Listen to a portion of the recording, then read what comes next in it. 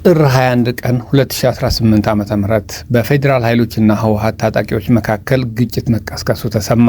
ይህንን እንደተሰማ ደግሞ የፌዴራል መንግስት ወደ ትግራይ የሚደረጉ ማናቸውም በረራዎችን አቋረጠ። ከሁለት ቀናት በኋላ የመንግስት ድሮኖች በመካከለኛው የትግራይ ዞን ጥቃት መሰንዘሩና የሰው ህይወት ማለፉ እንዲሁም ንብረት መውደሙ ተረጋገጠ። የትግራይ ጊዜያዊ አስተዳደር ፕሬዝዳንት ሌተናል ጄኔራል ታደሰ ወረደ በወቅቱ የነበረው ሁኔታ ሙሉ በሙሉ ጦርነት የሚመስል ነገር ነው ሲሉ ገልጸውታል ይላል የዘ ኢኮኖሚስት ዘገባ።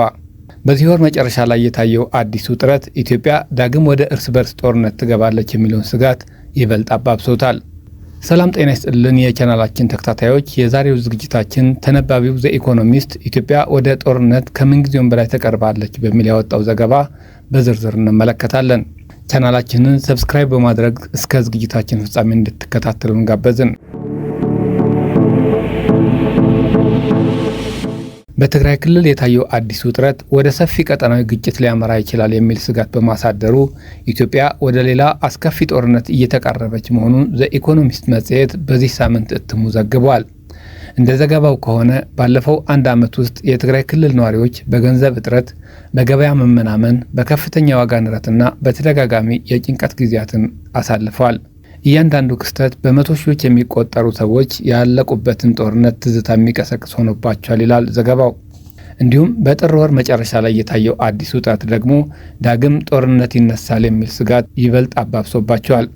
ጥር 21 2018 ዓ.ም በፌዴራል ኃይሎችና ህወሓት ታጣቂዎች መካከል ግጭት የተቀሰቀሰ ሲሆን ይህም የፌዴራል መንግስቱ ወደ ትግራይ የሚደረጉ ማናቸውን በረራዎች እንዲያቋርጥ ማስገደዱን ዘገባው ያትታል። ከሁለት ቀናት በኋላ የመንግስት ድሮኖች በመካከለኛው ትግራይ ጥቃት ሰንዝረዋል ያለው ዘገባው የትግራይ ጊዜያዊ አስተዳደር ፕሬዝዳንት ሌተናል ጄኔራል ታደሰ ወረደ በወቅቱ የነበረውን ሁኔታ ሙሉ በሙሉ ጦርነት የሚመስል ሲሉ መግለጻቸውን ዘ ኢኮኖሚስት በዘገባው አትቷል።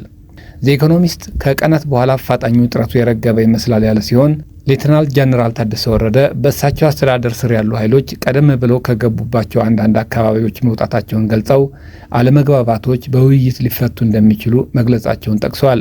ወደ ትግራይ የሚደረጉ በረራዎችም ጥር 26 ቀን 2018 ዓ.ም መልሰው በመጀመራቸው ዳግም ወደ ሙሉ ጦርነት ሊገባ ይችላል የሚለውን ስጋት ለጊዜው ማስቀረቱን ዘገባው አመላክተዋል።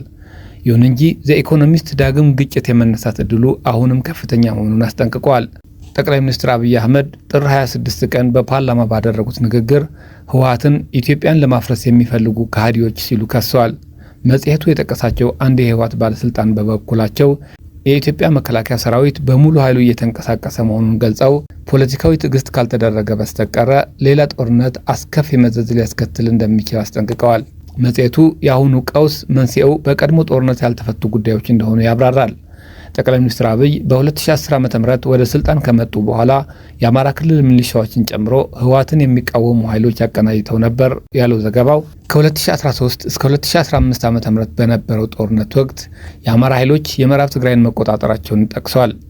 በዚህም በመቶ ሺዎች የሚቆጠሩ የትግራይ ተወላጆች በኃይል እንዲፈናቀሉ መደረጉና ብዙዎቹ አሁንም በክልሉ በሚገኙ መጠለያ ጣቢያዎች ውስጥ እንደሚገኙ ገልጸዋል።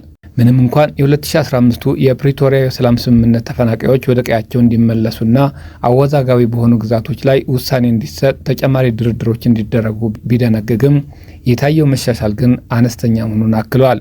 ዘ ኢኮኖሚስት እንደዘገበው ከሆነ በ2016 ዓ.ም ወደ ምዕራብ ትግራይ የተመለሱ የትግራይ ተወላጆች ማስፈራሪያና ጥቃት የደረሰባቸው ሲሆን አብዛኞቹ ተፈናቃዮች ግን ለመመለስ አሁንም ከፍተኛ ፍርሃት አለባቸው። በተጨማሪም የፌዴራል መንግስቱ ግዛቶችን ወደ ትግራይ አስተዳደር እንዲመለሱ ህወሓት የሚያቀርበውን ጥያቄ ሲከላከል መቆየቱ ዘገባው አክሎ ገልጿል። ባለፈው ሳምንት ከህወሓት ጋር ግንኙነት ያላቸው ኃይሎች የተከዜ ወንዝን ተሻግረው ወደ ጸለምቲ በመግባታቸው ውጥረቱ ዳግም አይሏል። ባለስልጣናቱ ድርጊቱ የተፈጸመው ተመላሽ ሰላማዊ ሰዎች እየደረሰባቸው ያለውን እንግልት ለመቃወም እንደሆነ ቢገልጹም ዘ ኢኮኖሚስት የጠየቃቸው አንዳንድ ተንታኞች ግን እርምጃው የፌዴራል መከላከያ ጥንካሬን ለመፈተሽ ወይም ስትራቴጂካዊ ቦታዎችን ለመያዝ ያለመ ሊሆን ይችላል ብለው ያምናሉ። ጠቅላይ ሚኒስትር አብይ አህመድ ህወሓት ምዕራብ ትግራይን በኃይል ለማስመለስና ወደ ሱዳን የሚያደርገውን የመገናኛ መስመር ዳግም ለመክፈት ማቀዱን ለረጅም ጊዜ ሲጠራጠሩ ቆይተዋል። በመሆኑም አሁን የተወሰደውን እርምጃ ለከፍተኛ ጥቃት እንደ መጀመሪያ ምልክት አድርገው የተረዱት ይመስላል። መጽሔቱ እንደዘገበው ከሆነ የፌዴራል ኃይሎች ከዚያን ጊዜ ጀምሮ ወታደሮችና ከባድ የጦር መሳሪያዎችን ወደ ትግራይ አዋሳኝ አካባቢዎች እያሰማሩ ሲሆን በደቡባዊ ትግራይም በህወሓት ኃይሎችና በመንግስት ይደገፋሉ በሚባሉ ሚሊሻዎች መካከል ውጊያ ቀጥሏል። የአፍሪካ ህብረት ጥር 22 2018 ዓ.ም በይፋ ለማሸማገል ፈቃደኝነቱን ቢገልጽም ዘኢኮኖሚስት የጠቀሳቸው ምንጮች እንደሚሉት ግን ኢትዮጵያ የቀረበውን ሀሳብ በድብቅ ውድቅ አድርገዋለች። በተጨማሪም ህብረቱ በሀገሪቱ የውስጥ ጉዳይ ጣልቃ ከመግባት እንዲቆጠብ ማሳሰቧ ተገልጿል። መጽሔቱ በህወሓት ውስጥ ያለውን የውስጥ ክፍፍልና የጠቅላይ ሚኒስትር አብይ ከልዩ ልዩ ቀጠናዊ ኃይሎች ጋር ያላቸው የሻከረ ግንኙነት እንደ ምክንያት በመጥቀስ አዲስ ጦርነት መፈጠሩ የማይቀር እንዳልሆነ አመልክቷል። ይሁን እንጂ የኢትዮጵያ ቀውስ ከሱዳኑ ጦርነትና ከሰፊው የቀጠናው ባላንጣነት ጋር በእጅጉ የተሳሰረ መሆኑን አስጠንቅቋል። ሰላምን ለማስጠበቅ አስቸኳይ ጥረት ካልተደረገ በስተቀር በትግራይ ዳግም የሚቀሰቀስ ግጭት በፍጥነት ወደ ቀጠናዊ ጥፋት ሊያመራ እንደሚችል አስጠንቅቋል። የተወደዳችሁ የቻናላችን ተከታታዮች ለዛሬ ያዘጋጀነው መረጃ ይህን መስል ነበረ። ስለተከታተላችሁን ከልብ እያመሰገንን እንሰናበታችኋለን። ሰላም።